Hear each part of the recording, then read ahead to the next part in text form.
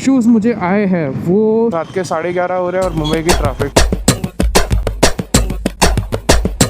यार ये एंगल का बड़ा मसला है यार, मतलब स्क्रीन है फिर भी मुझे दिखाई नहीं दे रहा। Anyways right now the time is 8 बज रहे, ये घड़ी थोड़ी 15 मिनट आगे है। Anyways vlogging with DJI Action 5 Pro। Lighting बराबर ही की है मैंने, बिकॉज मुझे पता था इसका लो लाइट, मतलब लो लाइट वैसे बहुत बढ़िया है आउटडोर्स में, इंडोर्स का मुझे थोड़ा लाइटिंग वगैरह समझना है। Welcome back to the channel guys, hope you are doing great. और डिलीवरी व्लॉग वाले दिन कमेंट आया था कि मेरा मोटो व्लॉग सेटअप जानना है। हालांकि मैं कुछ प्रो वगैरह हूँ तो नहीं फिलहाल, लेकिन मेरा जो सेटअप है ना मैं वो आपको बताता हूँ। ये हेलमेट और ये मोबाइल सेटअप तो कर दिया एंगल वगैरह देख के। अभी आप सुन रहे हो DJI Action 5 Pro paired with DJI mic mini. और ऑडियो में अगर थोड़ा कम लग रहा होगा तो ये आउटडोर सेटिंग्स के हिसाब से एडजस्टेड है, मैंने कुछ चेंज नहीं किया। और ये फिलहाल स्टैंडर्ड मोड पे है, तो सेटिंग्स क्या यूज करता हूँ, कैसे करता हूँ, सब बताता है। And switching from DJI Action 5 Pro to my iPhone in 3, 2, 1।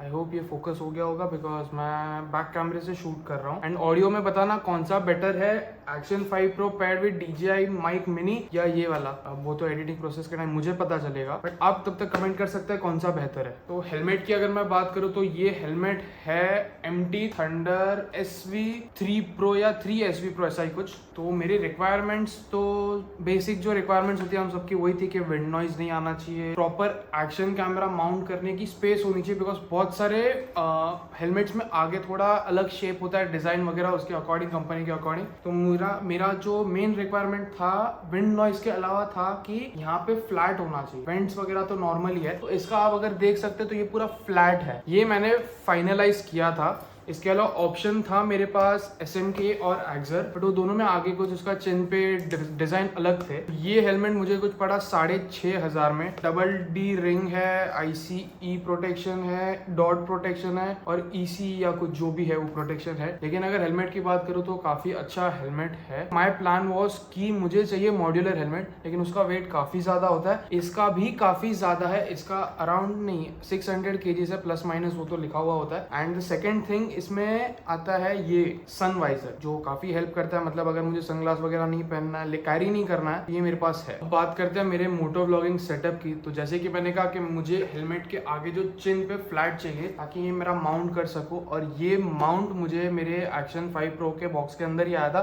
Because मैंने DJI Action 5 Pro का एडवेंचर कॉम्बो लिया था, उसमें सेल्फी स्टिक माउंट्स वगैरह बहुत कुछ आ गया था। और ये जो माउंट है आगे का वो बॉक्स के अंदर ही आता है, मैग्नेटिक है, तो वो कैमरे के साथ ऐसे चिपक, मतलब ये कैमरा ऐसे रह जाएगा। ये जो टक करके आवाज है ये लॉक हो गया, ना कि सिर्फ मैग्नेट्स के साथ, क्लिप्स के साथ। और अगर मुझे निकालना है तो ये 2 बटन यहाँ पे दिए हुए हैं। एक सेकेंड, एक हाथ से मैनेज करना। ये बटन प्रेस करके बस मुझे इसे खींचना है बस। हाँ, राइड करते वक्त ये थोड़ा शायद डिफिकल्ट हो सकता है, एटलीस्ट मेरे लिए है। अगर आपको एंगल वगैरह चेंज करना है, मतलब हॉरिजॉन्टल से वर्टिकल जाना है, तो ये आप ऐसे भी लगा सकते हो इसे।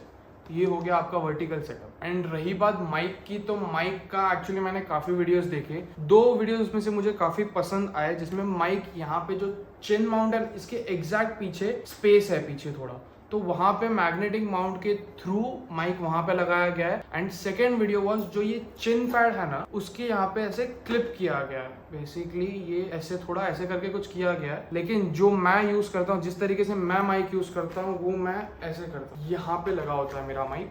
इसमें दिक्कत क्या है पता है, मतलब अगर मैं वाइजर खोलता हूँ तो जो हवा, आवाज वगैरह जो भी सब आता है ना वो इसमें रिकॉर्ड होता है। हालांकि वाइजर खोलूंगा तो उसमें भी होगा, लेकिन ये सामने होने की वजह से सब इस पे लगता है। एनीवेज, सो ये मेरा इतना ही सेटअप है। ND फिल्टर्स मुझे लेना है, लेकिन जब मैं ये कैमरा लेने गया था तब रशीद भाई के पास था नहीं, और उसके बाद मैं 2 बार टाउन साइड गया था, लेकिन मेरे दिमाग से निकल गया, तो वो भी बहुत जल्द लेंगे। अब बात करते हैं सेटिंग्स के बारे में। अभी मैं स्विच हो चुका हूँ सेल्फी कैमरे पे, बिकॉज मुझे सेटिंग्स दिखानी और वो मुझे दिखेगी नहीं मैं क्या दिखा रहा हूँ। हो जाता मैनेज, लेकिन मैं रिस्क नहीं लेना चाहता, बिकॉज बार बार एक तो मैं जैसे जैसे क्लिप शूट कर रहा हूँ उसके बाद मैं कैमरा घुमाता हूँ, रिकॉर्डिंग रोकता हूँ और क्लिप देखता हूँ। उसके जैसे पहले फ्रेम में हेलमेट दिख रहा था, अभी हेलमेट नहीं दिख रहा था। फर्स्ट मैंने हेलमेट बस ये परफेक्ट फ्रेम था, लेकिन हालांकि अब सब रिकॉर्ड हो गया तो कोई बड़ी बात नहीं है। तो जो सेटिंग्स मैं यूज करता हूँ वो है 4K 30 फ्रेम्स पर सेकेंड, और जो लेंस का मोड है वो फिलहाल मैं DVOP स्टैंडर्ड पे कर रहा था, बिकॉज मैं घर पे हूँ तो पूरा ऐसा अल्ट्रा वाइड वाला एंगल मुझे चाहिए नहीं था, ना फिश आई इफेक्ट देता है। राइड करते वक्त मैं वाइड एंगल पे डालता हूँ बिकॉज अल्ट्रा वाइड बहुत ज़्यादा वाइड हो जाता है।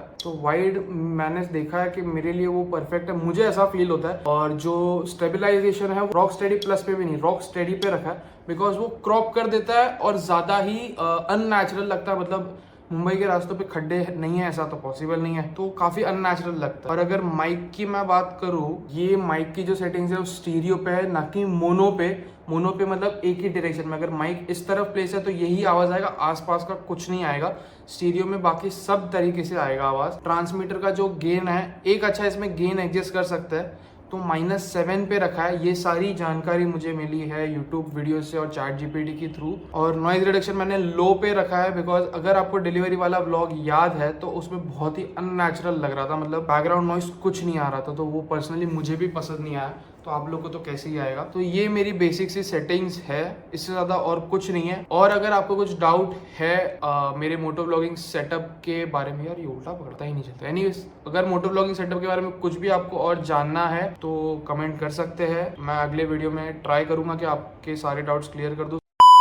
कल के बाद सीधा मैं आज व्लॉग कर रहा हूँ बिकॉज कल एक्चुअली हम लोग का मिलने का प्लान था जो कैंसिल हो गया बिकॉज सारे लोग अवेलेबल नहीं थे, वरना आपको बहुत ही बढ़िया सरप्राइज दिखाने मिलता। लेकिन कोई ना, अगले व्लॉग में ज़रूर दिखाएंगे वो सरप्राइज, स्पेशल चीज़ है ग्रुप के लिए। फिलहाल बात करते हैं जो टाइटल में लिखा है फर्स्ट सर्विस के बाद जो इश्यूज़ मुझे फेस करने मिले हैं। तो सर्विस तो देखो वैसे बढ़िया ही थी, कोई इश्यूज़ नहीं है, ना सर्विस सेंटर से ना जो सुपरवाइज़र था वहाँ पे जिन्होंने मुझे असिस्ट किया उनके थ्रू। सर्विस भी टाइम पे हो गई, मतलब मैंने सुबह 11 बजे के आसपास कुछ दिया था, मुझे कहा गया था 4:30-5 बजे बाइक मिल जाएगी, लेकिन 1-1:30 बजे ही कंप्लीट हो चुकी थी। एंड मुझे 2-2:30 बजे तक फ़ोन भी आ गया था कि ये बाइक कलेक्ट कर सकते हो। एंड वो लोग ने बिल जो बनाया है वहाँ पे 1300-1400 का कुछ था, लेकिन उन्होंने कहा कि ये रफ एस्टिमेट है एंड रफली अराउंड 2000 कुछ हो सकता है। And the final bill was 1893 और 1898, वो तो स्क्रीन पे वैसे भी आ रहा होगा, तो आप लोग देख सकते हो कि क्या क्या इंक्लूड किया है, क्या क्या काम हुआ है। मुझे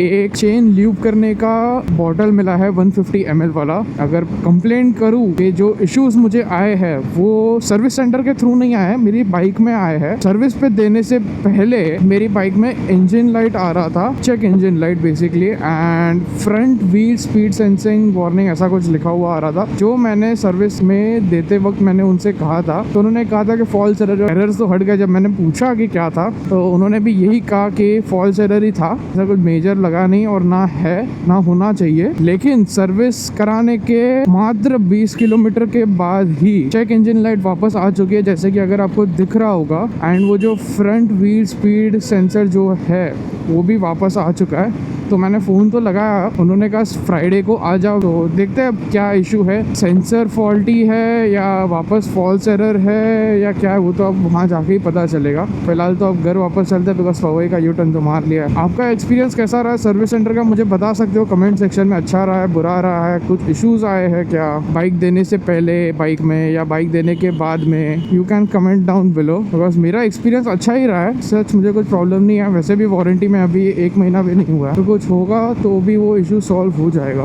तो बस ये देखो, अब रात के 11:30 हो रहे हैं और मुंबई की ट्रैफिक, तब मुलुंड जाने वाले हैं। एनीवेज, ये व्लॉग अगर आपको पसंद आया होगा तो लाइक शेयर और सब्सक्राइब जरूर करना और कमेंट करके बताना वन डे ट्रिप के लिए मुझे कहाँ जाना चाहिए। बहुत सारे व्लॉग्स लाइंड अप है, तो कंटेंट अच्छा मिलने वाला है आपको। Stay tuned for that. I will see you guys in the next vlog. Till then bye bye and take care.